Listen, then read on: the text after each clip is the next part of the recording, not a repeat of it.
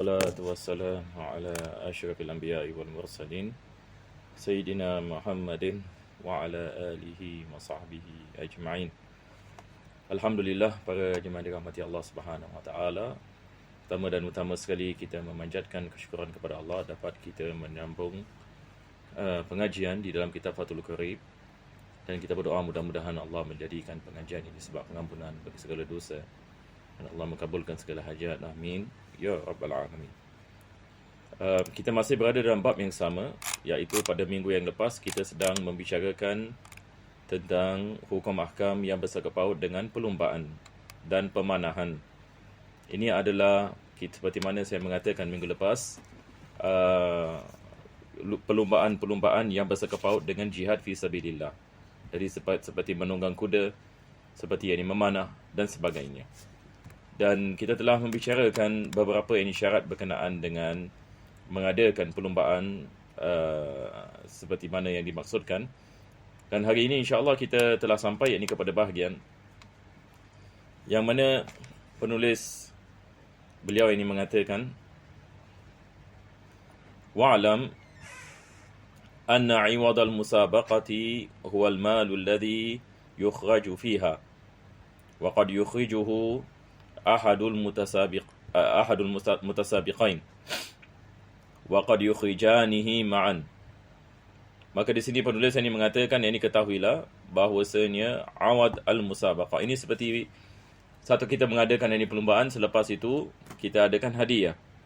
Siapa yang menang, dia akan mengambil wang ataupun dia akan mengambil sesuatu hadiah. Ini dikenali sebagai iwad, sebagai ganti bagi ataupun pemberian bagi pemenang.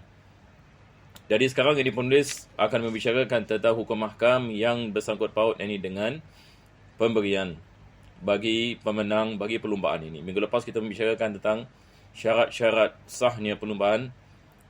Penulis memberikan misalan kalau berlumba kuda, berlumba unta dibolehkan, perlumbaan dengan menggunakan lembu tidak dibolehkan.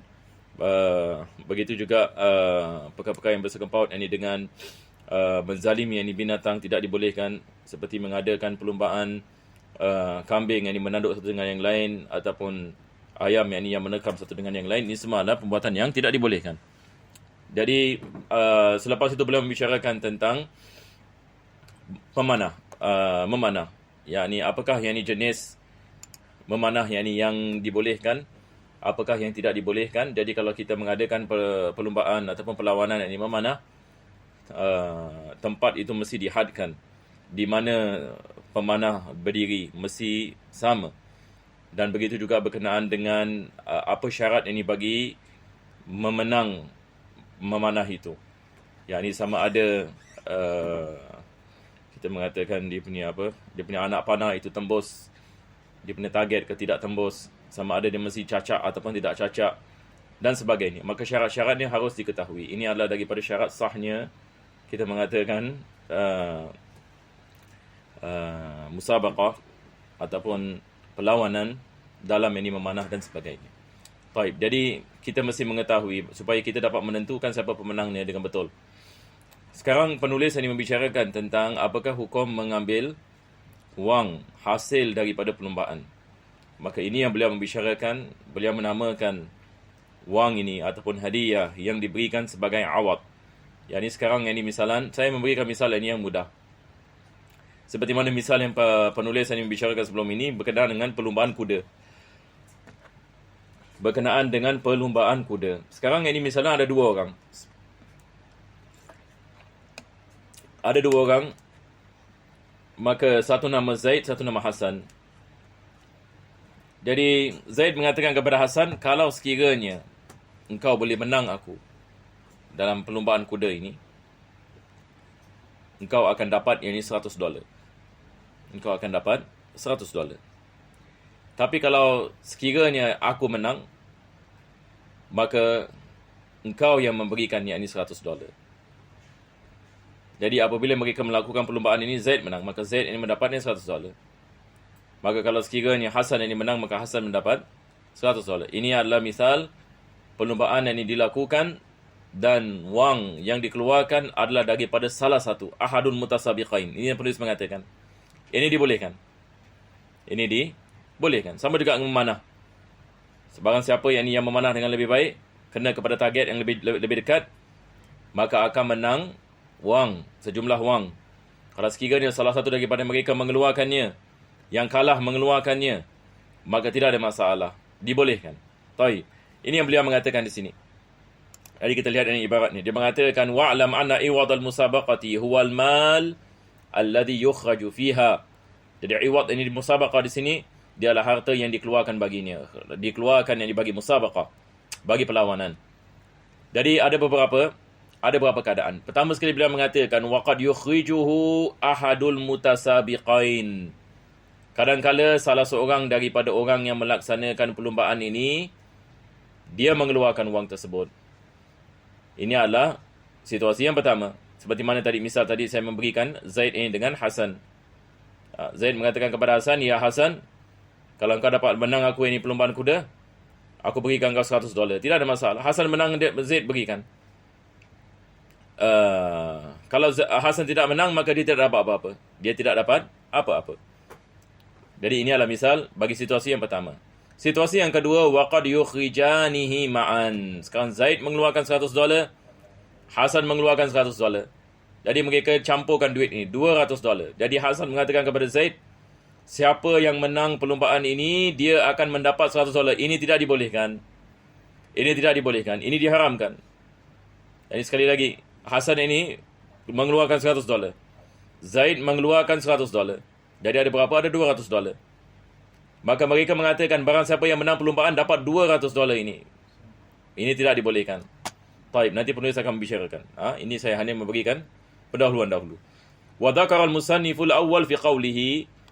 Jadi penulis membicarakan yakni situasi yang pertama, iaitu salah seorang daripadanya yang mengeluarkan wa yukhrijul 'iwada ahadul mutasabiqain hatta innahu idza sabaqa bi fathis sin.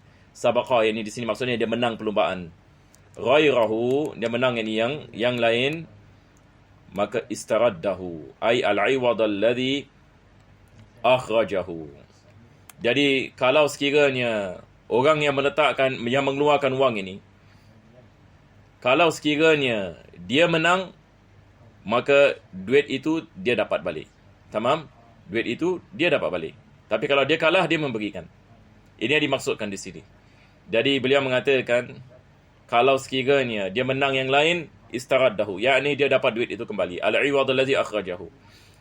Misal seperti tadi Zaid mengatakan kepada Hasan, "Wahai Hasan, kalau kau menang, aku berikan kau $100." Taib, kalau Zaid menang, Zaid tidak mengeluarkan apa-apa. Yakni $100 dan dia meletakkan syarat bagi siapa yang ini memenang kembali kepadanya. Maka duit itu adalah duit Zaid. Maka ia kembali yang ini kepadanya. Tapi kalau sekiranya Zaid kalah, wa in subiqa, kalau sekarang ini dia kalah, bidhammi awwalihi, yani penulis ini menerangkan syakalnya. Bidhammi awwalihi, yani subiqa, yani mabniun lil majhul. Subiqa ini di sini, kita memberikan misal Zaid. Zaid ini kalah. Zaid kalah. Akhadahu al-'iwada sahibuhu sabiqu lahu. Jadi siapa yang akan mengambil duit tadi? As-sabiqu lahu, yakni yang memenangnya. Jadi sekarang ini Hasan ini. Zaid yani dia yang mengeluarkan duit. Tetapi siapa pemenang? Hasan. Maka sekarang yakni Zaid membayar duit tersebut yakni kepada Hasan. Jadi ini adalah situasi yang pertama yang dibolehkan. Kita boleh melakukan akad musabaqah seperti ini, tidak ada masalah. Kita adakan akad musabaqah seperti ini. Taib. Kalau salah seorang daripada mereka keluar duit, tidak ada masalah. Aywa. Sekarang ini kita lihat apa penulis mengatakan. Wa dzakara al-musannifu tsani fi qawlihi. Adapun situasi yang kedua tadi dia mengatakan dua-dua mengeluarkan duit, tamam? Dua-dua mengeluarkan duit. Naam. Wa in akhrajahu, kedua-dua yakni mengeluarkan duit, ay al-'iwad. Duit tadi. Al-mutasabiqani ma'an, yakni mereka mengeluarkan, Zaid mengeluarkan 100, Hasan mengeluarkan 100. Lepas itu mereka buat perjanjian, barang siapa yang menang dapat kesemua duit ini, maka ini tidak dibolehkan. Lam yajuz, tidak dibolehkan, diharamkan. Ai lam yasiha ikhrajuhuma lil 'iwad. Tidak sah kita mengatakan akad yang ini seperti ini tidak dibolehkan. Taib. Tetapi ada cara jalan keluar. beliau mengatakan illa an yudkhila bainahuma muhallilan, melainkan kalau sekiranya mereka mendatangkan orang yang ketiga. Orang yang ketiga ini dikenali sebagai muhallil, yakni yang menghalalkan, yakni dia menjadi sebab ini akad ini menjadi halal. Dia menjadi sebab akad dia menjadi halal. Jadi sekarang Zaid ini mengatakan ini kepada Hasan, wahai Hasan, kita nak melakukan yang ini perlumbaan. Aku keluarkan $100, engkau keluarkan $100. Tapi kita tahu ini tidak dibolehkan kalau dua sahaja berlumba. Jadi kita bawa orang yang ketiga. Kita bawa orang yang ketiga, Ahmad sebagai misal. Jadi Ahmad ini dikirakan ini sebagai muhallil. Jadi Ahmad tak keluarkan apa-apa. Dia tidak keluarkan duit. Ini syarat ni yang akan disebut nanti. Dia tidak mengeluarkan apa-apa. Kalau sekiranya Ahmad menang Zaid dengan Hasan, dia ambil semua duit tersebut. Kalau sekiranya Ahmad dia menang, maka dia ambil duit yang ini tersebut. Tapi kalau sekiranya Ahmad kalah, dia tidak dapat apa-apa. Kalau sekiranya Ahmad ini kalah, dia tidak dapat ini apa-apa. Dia adalah muhallil. Jadi di sini beliau mengatakan bikas lamil ula, muhallil.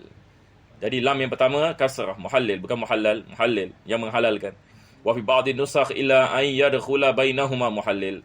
Dalam manuskrip yang lain ada lafaz yang berbeza sedikit, tapi maknanya sama. Fa in sabaqa bi fathis sin, yakni kullan minal mutasabiqain akhadha al-'iwad alladhi akhrajahu.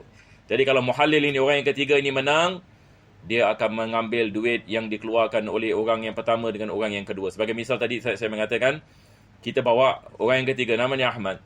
Jadi Zaid mengeluarkan $100, Hasan mengeluarkan $100, Ahmad tidak boleh mengeluarkan apa-apa. Ini syarat ini bagi muhallil. Tapi kalau sekiranya Ahmad menang, dia dapat $200. Kedua-duanya ini dia dapat. Wa in subiqa bi dhammi awwalihi lam yaram lahuma syai'a. Tapi kalau Ahmad ini kalah, dia tidak akan mendapatkan apa-apa yang ini daripada wang yang ini tersebut. Naam. Jadi kalau sekiranya syarat yang ini kita meletakkan yang ini seperti ini, maka dibolehkan. Tapi kalau sekiranya tidak ada orang yang ketiga, maka ia tidak dibolehkan. Jadi dengan ini kita telah habis bab yakni kitab As-Sabqi wa Ramyi. Sekarang ini kita akan masuk kepada bab yang seterusnya. Penulis ini mengatakan Kitabul Aimani wan Nudhur. Ini aiman yang di sini maksudnya adalah sumpahannya, jamak bagi yamin. Nudhur ini adalah jamak bagi nazar. Jadi dalam bab ini kita akan membicarakan hukum ahkam yang bersangkut paut dengan sumpahan, dan kita akan membicarakan hukum ahkam yang disangkut paut dengan nazar. Jadi kita harus memahami perbezaan di antara sumpahan dengan nazar. Taib. Penulis ini mengatakan al-aimanu bi fathil hamzati. Al-aiman dengan fathah pada huruf alif. Jam'u yamin. Dia adalah jamak bagi perkataan yamin. Yamin maksudnya dalam bahasa Arab adalah sumpahan. Asluha luratan al-yadul yumna. Asal bagi perkataan yamin adalah tangan kanan. Asal daripada perkataan yamin, dia adalah tangan kanan. Summa utliqat 'alal halifi. Selepas itu dia digunakan dengan membawa makna sumpahan.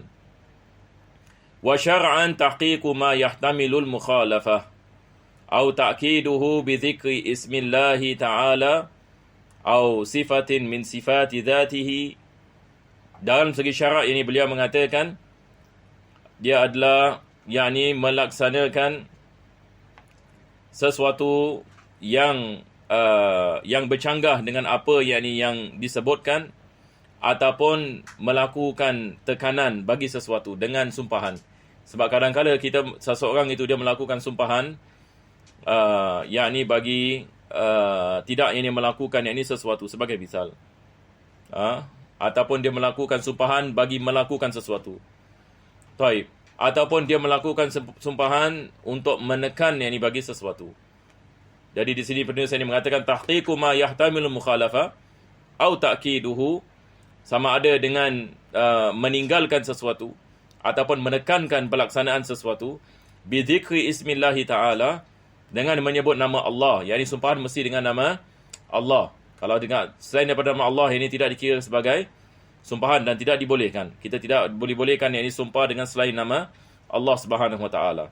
Jadi sumpah dengan nama Allah au sifatin min sifati zatihi, ataupun yakni dengan kita menyebut salah satu daripada sifat ini Allah Subhanahu wa taala, seperti sifat kudrah, sifat ilm dan sebagainya. Wan nudhur jam'u nadhrin, nudhur jamak ini bagi perkataan nazar. Wa sayati ma'nahu fil fasl alladhi ba'dahu. Dan penulis mengatakan kami akan menerangkan tentang nazar selepas fasal ini, yakni setelah dia membicarakan tentang sumpahan. Baik, sekarang ini kita lihat syarah yakni Syekh ini Ibn Qasim bagi kitab ini Abu Syuja'. Jadi seperti mana kita mengatakan banyak kali dalam bol, dia adalah kitab Abu Syuja', Rayatut Takrib. Maka Syekh ini Ibn Qasim mensyarahkan, dan syarah ini dikenali sebagai Fathul Qarib. Taib. Jadi penulis iaitu Syekh ini Abu Syuja' mengatakan la yan'aqdul yaminu illa billahi ta'ala. Jadi bila kita membicarakan tentang sumpahan, sumpahan itu tidak dikirakan sebagai sumpahan melainkan dengan nama Allah.